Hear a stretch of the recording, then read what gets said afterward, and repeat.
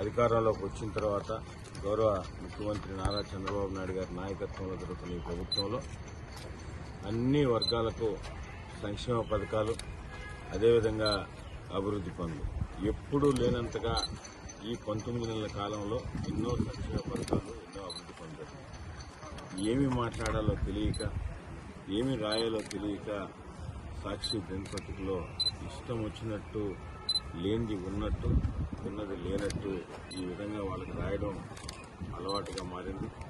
దానిలో భాగంగానే ఇటీవల ఈ అంబులెన్సుల మీద ఒక విష ప్రచారం, అంటే దిగజారిపోయినారు. దేని మీద రాయాలో, దేని మీద రాయకూడదో, కొన్ని ప్రజలకు సెంటిమెంట్తో కూడుకునే ప్రజల ఆరోగ్యానికి సంబంధించింది, అటువంటి వాటి గురించి విష ప్రచారం చేయడం చాలా బాధాకరం. అటువంటివి చేయడం వారికే చెల్లుతుంది. ఒక దాని మీద కాదు, మామూలుగా ప్రభుత్వం మీద ఏదైనా మాట్లాడాలంటే, ఏదైనా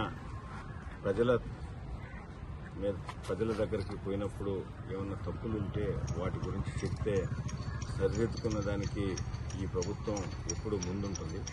అలా కాకుండా మా ఇష్టం వచ్చినట్టు మేము చెప్పింది జరగాల, లేకుంటే ఏదో ఇష్టం వచ్చినట్టు రాయాలా అనే ఉద్దేశంతో ఇది రాయడం నిజంగా కూడా చాలా బాధాకరం.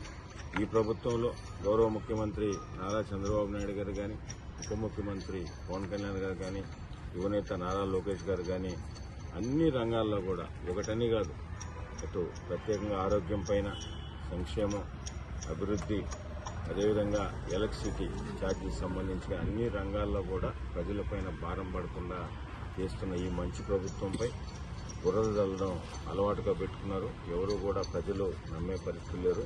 ప్రత్యేకంగా ఈరోజు అంబులెన్సుల పైన గౌరవ మేయర్ రూప్ కుమార్ యాదవ్ గారితో, ఇన్ఛార్జ్ మేయర్ రూప్ కుమార్ యాదవ్తో, స్థానిక కార్పొరేటర్ నాయకులందరితో కూడా కలిసి కూడా ప్రత్యక్షంగా ఒకసారి మీడియా ప్రతినిధులకి చూపించడం సమక్షంలో, ఎందుకంటే మీ ద్వారా ప్రజలకు తెలియాలన్న ఒక ఉద్దేశంతో ఈ కార్యక్రమాన్ని తీసుకున్నాం. వాస్తవాలన్నీ కూడా మీరు కూడా చూశారు.